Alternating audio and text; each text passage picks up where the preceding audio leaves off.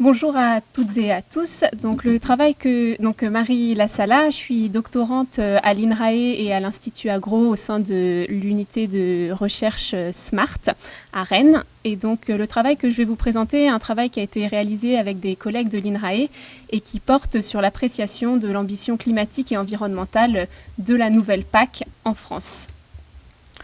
Donc, la Commission européenne a déclaré la volonté de renforcer l'ambition climatique et environnementale de la nouvelle programmation de la PAC qui a commencé au début de l'année, en 2023, et qui s'étendra jusqu'en 2027. Et donc, dans ce cadre-là, a proposé une nouvelle architecture verte pour cette PAC. Donc, sur le graphique ici, sur votre gauche, sur votre droite, merci. Donc sur votre droite est présentée l'architecture verte de la PAC actuelle et sur votre gauche celle de la PAC précédente pour la programmation 2014-2020. Ce qu'on observe, c'est que pour cette nouvelle programmation, il y a une conditionnalité renforcée qui reprend les éléments de la conditionnalité et du verdissement de la précédente PAC. On a les mesures agro-environnementales et climatiques ainsi que les subventions à l'agriculture biologique qui sont globalement conservées de la même manière. Et on a un nouvel instrument qui est l'éco-régime. Et donc, ce nouvel instrument vise à supporter les agriculteurs qui adoptent des pratiques environnementales en leur accordant des subventions. Elle vise aussi à inciter ceux qui n'ont pas encore adopté ces pratiques en leur accordant ces mêmes subventions. Et donc, cet éco-régime, il est nouveau sur plusieurs points, parce que c'est une mesure volontaire qui porte sur des conditions d'application environnementales, mais qui est financée par le premier pilier. Jusqu'à présent, ces mesures étaient essentiellement financées par le deuxième pilier de la PAC. Le budget qui est alloué est conséquent, puisqu'il représente 25% de l'enveloppe budgétaire totale du premier pilier. Et donc, la conséquence est que les agriculteurs qui ne rentreront pas dans ce dispositif perdront jusqu'à 25% des aides directes qui leur étaient allouées dans la précédente PAC. Cet éco-régime, il a aussi une particularité, c'est qu'il a été laissé aux États membres la latitude de construire cet éco-régime selon la manière qui l'a semblé la plus adéquate au territoire. Donc, je vais vous présenter maintenant l'éco-régime français. Pour accéder à l'éco-régime français, il y a 3 voies possibles. La première porte sur la voie des pratiques de gestion agroécologique des surfaces agricoles. Et donc, repose sur trois différents aspects.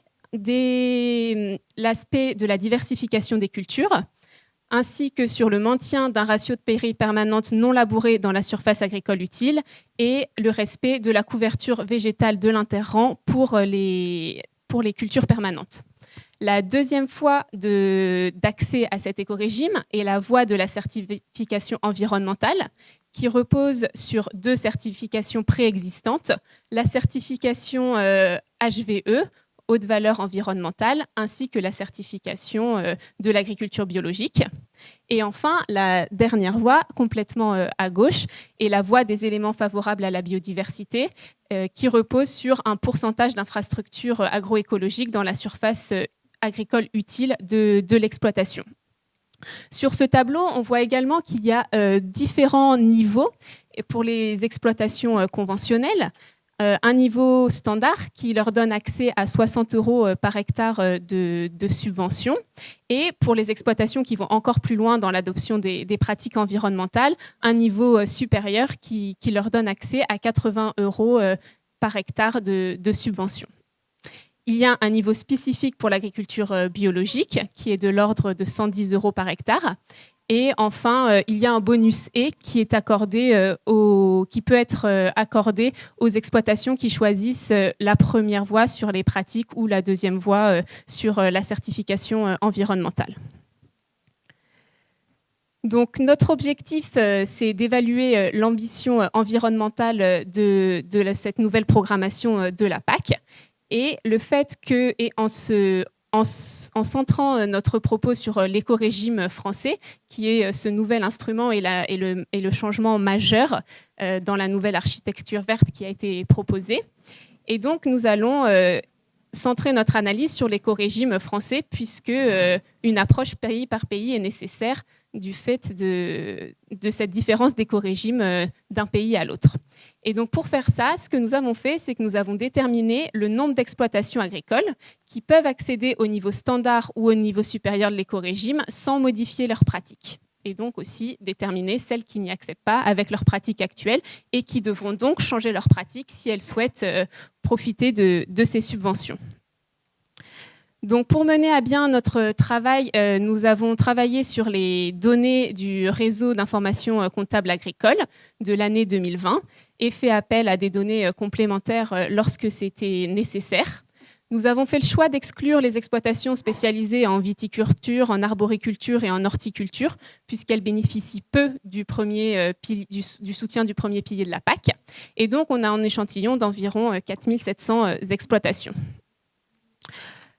Pour chaque exploitation, nous avons calculé les indicateurs de l'éco-régime pour chacune des voies.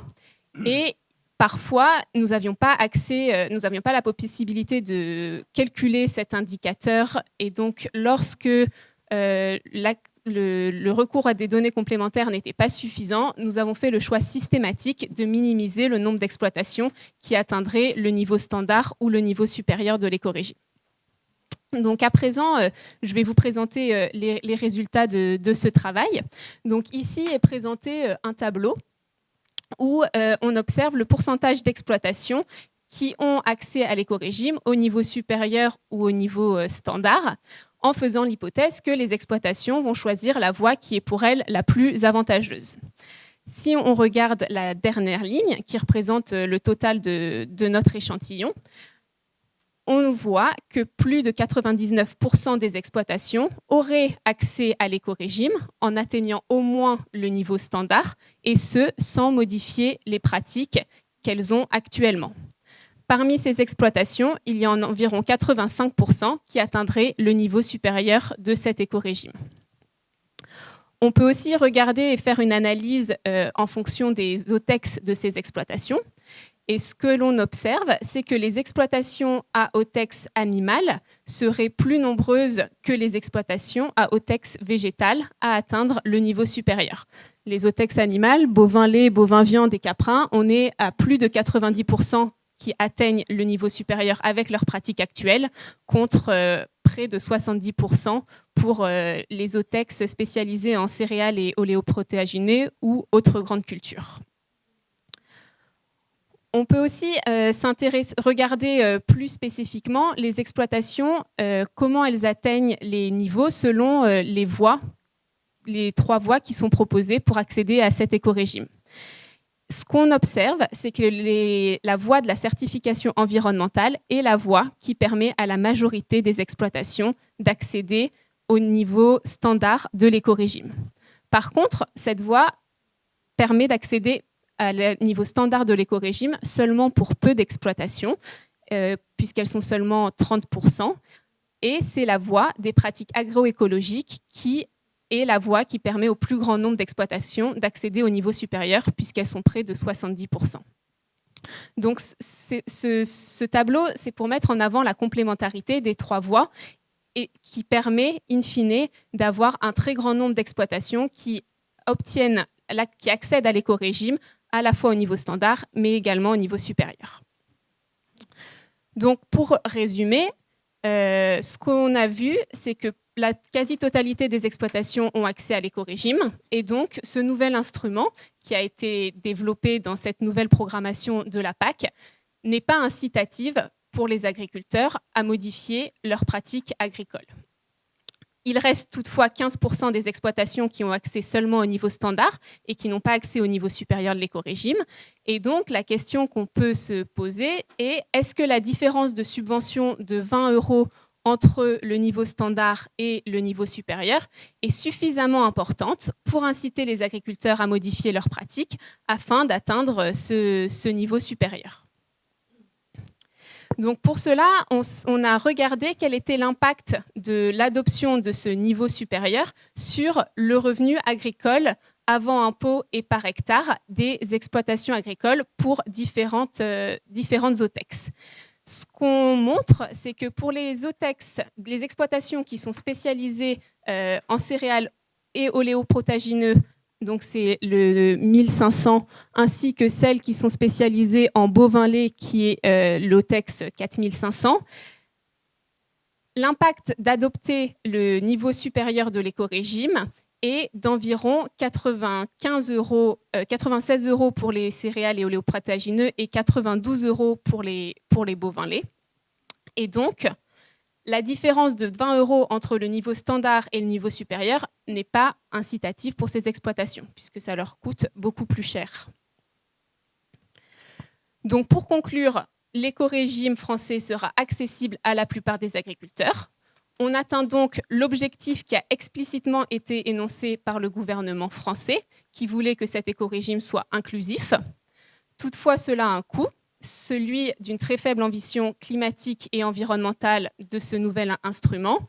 Et donc, ici, une illustration de la résolution du compromis entre économie et environnement qui se fait en privilégiant les aspects économiques. Il serait intéressant de mener des analyses similaires dans tous les États membres pour tous les éco-régimes pour voir si ce qu'on observe actuellement, ce qu'on observe en France est aussi vérifié dans les autres États membres. Aujourd'hui, d'après les chiffres du ministère, il y a 90% des exploitations qui auraient fait la demande de cet éco-régime. En France, par contre, en Allemagne, ce chiffre serait plutôt autour de 40%. Donc on peut s'attendre à ce qu'il y ait des différences entre les États membres de l'Union européenne. Et donc, le dernier point de conclusion est que les questions climatiques et environnementales seront bientôt à l'ordre du jour, et notamment lors de la révision de la PAC 2023-2027 qui sera faite dans un avenir très proche. Et voilà, si vous voulez en savoir plus, 2 documents que vous pouvez consulter.